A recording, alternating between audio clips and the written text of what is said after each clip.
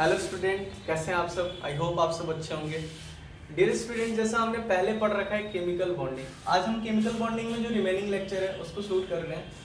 अपना inter atomic और inter molecular मैंने आपको पहले भी बता रखा है। जो इंटर एटॉमिक है इसमें एटम्स के वजह से, एटम्स के बेसिस पे जो बॉन्ड क्रिएट हुआ उसको हम बोलते थे इंटर एटॉमिक, और जो मॉलिक्यूल से मिलकर जो बॉन्ड बने थे उनको हमने बोला इंटर मॉलिक्यूलर। इंटर एटॉमिक में फर्स्ट अपना जो बॉन्ड था that is ionic bond, second one covalent bond, third coordinate bond,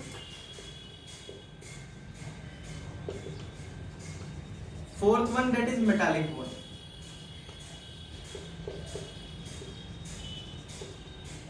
अगर इंटरमॉलिक्यूलर की बात कर लें तो इसमें हमें फोर्स पढ़ने हैं। कौन से फोर्स? वंडर वाला फोर्स, वंडरवॉल फोर्स,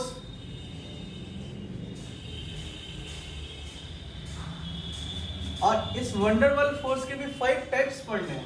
हमारी सिलेबस जिस पर बेसिस है उसमें 5 टाइप्स हमें वंडरवॉल फोर्स के पढ़ना है। दूसरी फोर्स जो पढ़नी है वो है दूसरी बॉन्डिंग इंटरमॉलिक्यूलर के अंदर, that is hydrogen bonding, H bonding.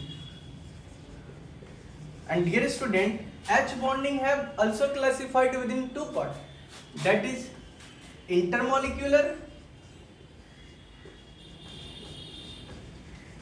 and second one is intramolecular. Intramolecular. Let's me talk about ionic bond. Ionic bond अब होता क्या है? सबसे पहले मैं आपको बता दूं, मेटल और नॉन मेटल, इसके अंदर होता क्या है कि एक मेटल अपनी electron, let's me clear it first, आप इसको लिख लीजिए एक बार, I will rub it. Okay, let me talk about ionic bond. What is ionic bond?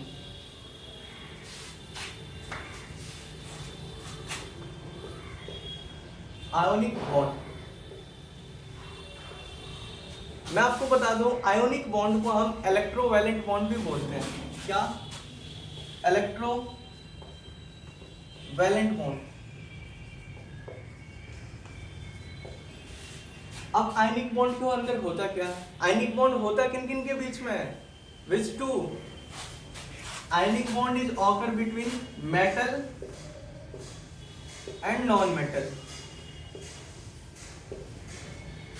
अब मेटल और नॉन मेटल इसके अंदर क्या करता है? तो सबसे पहली चीजें देखो आप, मेटल क्या करता है? एक इलेक्ट्रॉन डोनेट करता है, ओके, एंड यही इलेक्ट्रॉन नॉन मेटल गेन करता है। मेटल क्या करता है? इट विल डोनेट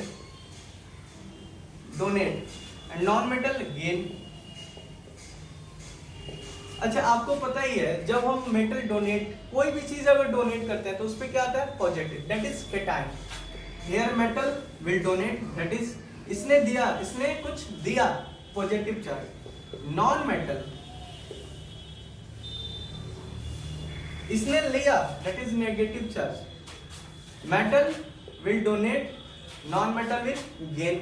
अच्छा, अब ये इस मेटल ने इलेक्ट्रॉन डोनेट क्यों करा, नॉन मेटल ने इलेक्ट्रॉन गेन क्यों करा, इससे क्या फर्क पड़ता है और बॉन्ड का इससे क्या लेना देना है? तो सबसे बड़ी चीज है, मैंने आपको पहले भी इस चैप्टर में केमिकल बॉन्डिंग, केमिकल बॉन्ड ही क्यों बनते हैं, इस टॉपिक पे भी मैंने आपको एक स्पेशल क्लास दिया था, डिस्कस करा था।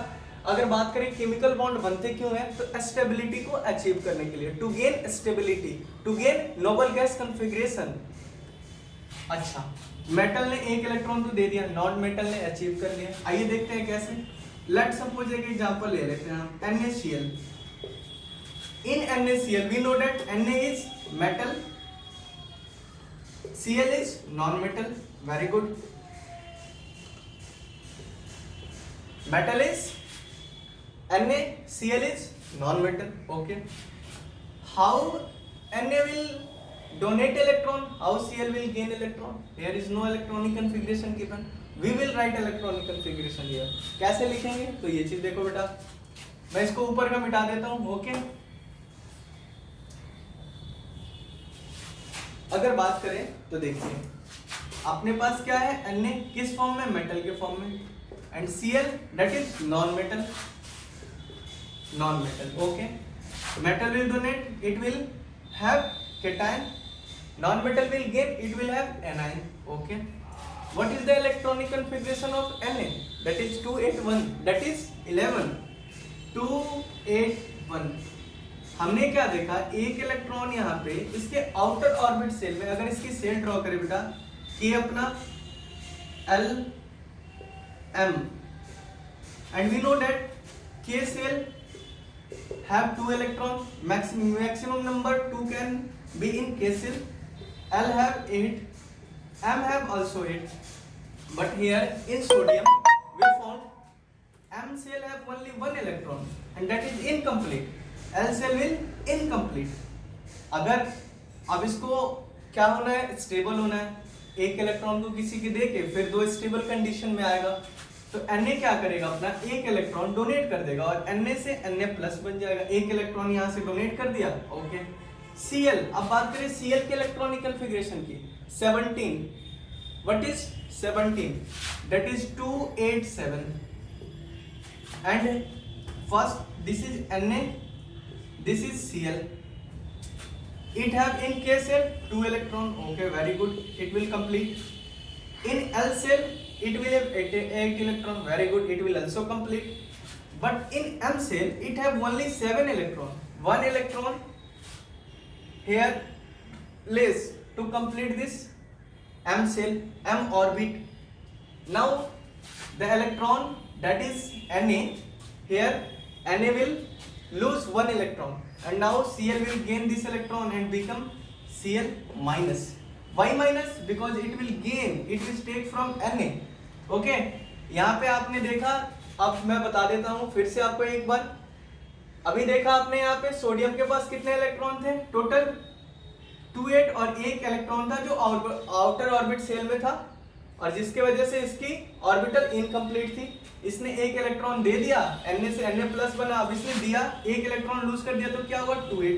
अब इसका ऑर्बिटल कंप्लीट है. Cl की बात कर लें, यहाँ पे 287 है, अब इसने एक गेन कर लिया तो कितना हुआ 288. It will also complete. अब ध्यान से देखो बेटा, तो ये दोनों स्टेबल कंडीशन में, here Na and Cl also both where in unstable condition. अगर हम अनस्टेबल क्यों बोल रहे हैं, क्योंकि यहाँ पे एक और इसके आउटर ऑर्बिट में सिर्फ एक इलेक्ट्रॉन था, 7 इलेक्ट्रॉन तो ये ले नहीं सकता है. 7 इलेक्ट्रॉन Cl के पास थे, अब इसको एक इलेक्ट्रॉन और चाहिए अपने ऑक्टेट को कंप्लीट करने के लिए. इसने एक इलेक्ट्रॉन इससे लिया, इस पे एनायन चार्ज. अब ये दोनों की बात करें तो देखो, अगर Na की अब मैं स्ट्रक्चर ड्रॉ करूं तो देखिए 2 electron here, very good. K have maximum 2, L 8, it have 8, it will also complete. So now Na is in, Na not Na plus is in stable condition, and now Cl is in also stable condition. K, L, M both have filled. 2, 8, 1, 2, 3, 4, 5, 6, 7, 8. Now it is also filled. It will also in stable condition, that is Cl minus, not Cl. Cl is pure elemental state. Now Cl minus is not pure elemental state. Here Na is not in stable condition, but Na plus is in stable condition. Here Cl is in not stable condition, but Cl minus is in stable condition. Now it is stable. But one thing I will discuss on this topic, that now we get here Na is in gaseous form, Cl is also in gaseous form, Na plus gaseous form, Cl gaseous form. If we convert gaseous form into solid form, then it will become more stable than gaseous form. How it is possible? Here Na plus Cl minus combine and form NaCl. And now Na plus and Cl minus have not a bond, it have electrostatic force between them. Here electrostatic force exists, static force exists. Why electrostatic force exists? Because here is charge, negative and positive. And one thing also, we all know that same charge repel each other and opposite charge attract each other.